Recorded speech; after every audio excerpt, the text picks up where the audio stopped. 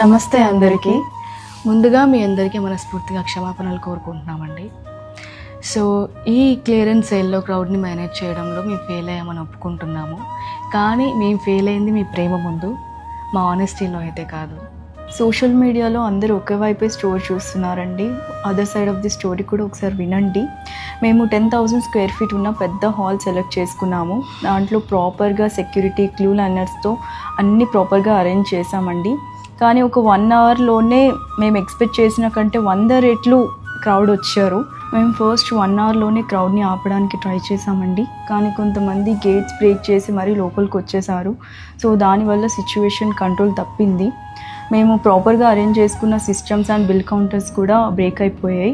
మనం ఒక 10 మెంబర్స్కి ఇంట్లో పార్టీ హోస్ట్ చేస్తున్నాం అనుకుందాం. వాళ్ళు మన మీద ప్రేమతో ఒక 30-40 మెంబర్స్ దాకా వచ్చారనుకోండి, మనం సడన్గా ఎలా మేనేజ్ చేయగలం? ఇక్కడ కూడా అదే జరిగింది. మాకు ఈ సేల్ కన్నా కూడా మా కస్టమర్ సేఫ్టీ చాలా ఇంపార్టెంట్ అండి. మాకు మీరు దేవుళ్ళ లాంటి వాళ్ళు, మీరు సేఫ్గా ఉండాలని ఈ సేల్ని ఆపేయాల్సి వచ్చింది.